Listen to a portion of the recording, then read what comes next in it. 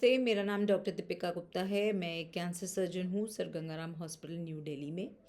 आज मैं आपसे बात करने आई हूँ कम उम्र में होने वाले ब्रेस्ट कैंसर के बारे में।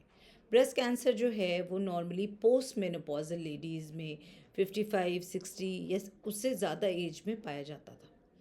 बट अब 40 इयर्स से कम एज ग्रुप में भी ब्रेस्ट कैंसर मिलता है और ये जो रेट है, इंसिडेंस है, ये बढ़ता जा रहा है।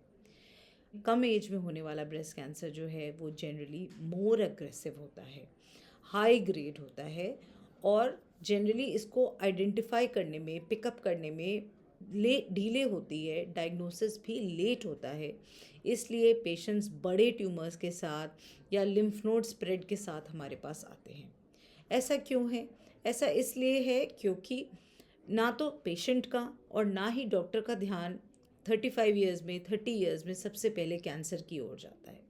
सब हमारा ध्यान जाता है या तो इन्फेक्शन की वजह से गांठ बन गई है या फिर मिल्क की गांठ बन गई है, और इस तरह करते करते डायग्नोसिस जो है वो पेशेंट और डॉक्टर दोनों की तरफ से डिले होता जाता है।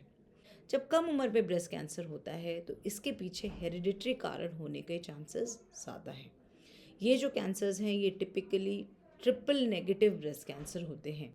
इसमें अगर जेनेटिक कारण खोजा जाए तो कई बार BRCA म्यूटेशंस या अन्य म्यूटेशंस निकल के आती हैं, जिसका ट्रीटमेंट पे भी इम्प्लिकेशन है, पेशेंट और पेशेंट की एक्सटेंडेड फैमिली पे भी इम्प्लिकेशंस हैं।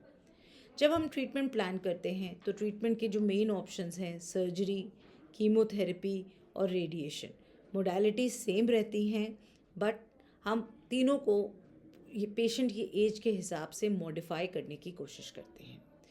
कम एज में हम हमेशा प्रेफर करते हैं कि जब हम सर्जरी करें तो हम पेशेंट की ब्रेस्ट बचा सकें ताकि कॉस्मेटिकली पेशेंट को हानि ना हो।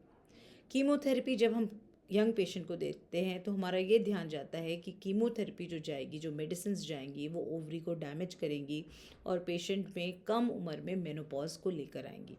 तो अगर पेशेंट की फैमिली कंप्लीट नहीं है, उनके बच्चे नहीं हैं, तो हम उनको उसकी फर्टिलिटी काउंसलिंग भी करवाते हैं और उनको ऑप्शन भी देते हैं कि अगर उनका एग को हम पहले से ही फ्रीज़ कर लें या एम्ब्रियो बना के पहले से ही फ्रीज़ कर लें और फिर ट्रीटमेंट कंप्लीट होने के बाद उसका इम्प्लांटेशन करके वो बच्चा भी आगे कर सकते हैं।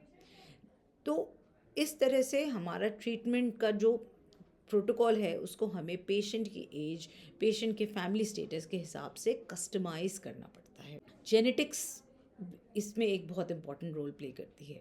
अगर पेशेंट को कोई म्यूटेशन निकल के आती है जो कि बहुत स्ट्रॉन्ग है, जो कि और अन्य कैंसर्स कर सकती है, ब्रेस्ट चाहे वो ब्रेस्ट में हो चाहे वो किसी और ऑर्गन में हो, तो हम उस पर विशेष ध्यान देते हैं।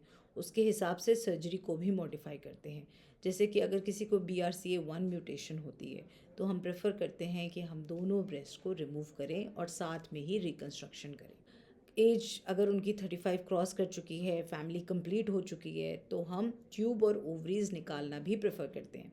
ट्यूब और ओवरीज इसलिए निकालते हैं क्योंकि इसमें ओवेरियन कैंसर का रिस्क भी बहुत ज़्यादा है और उसको मॉनिटर करना भी बहुत मुश्किल होता है। इस तरह से 40 इयर्स से कम एज में होने वाले ये ब्रेस्ट कैंसर्स जो हैं बढ़ रहे हैं। ये ज़्यादा अग्रेसिव होते हैं, ट्रिपल नेगेटिव और थोड़ा एडवांस स्टेज में हमें मिलते हैं। ये पेशेंट्स की फैमिली कंप्लीट नहीं होती है, तो जब हम ट्रीटमेंट स्टार्ट करते हैं तो हमें इस बात का विशेष ध्यान रखना पड़ता है कि हम उनके ओवेरियन रिजर्व को मिनिमम डैमेज करें और अगर कोई ऑप्शन है हमारे पास पहले से ही फर्टिलिटी प्रिजर्व करने का तो उसको ज़रूर यूज़ करें। यंग पेशेंट्स में हेरिडिटरी टेस्टिंग का बहुत इम्पॉर्टेंट रोल है और जेनेटिक कारणों के हिसाब से ट्रीटमेंट मॉडिफाई करने की भी ज़रूरत पड़ सकती है। ये पेशेंट्स आफ्टर ट्रीटमेंट अच्छा करते हैं, लंबे समय तक इनका हमें फॉलोअप भी मेंटेन करना बहुत ज़रूरी है।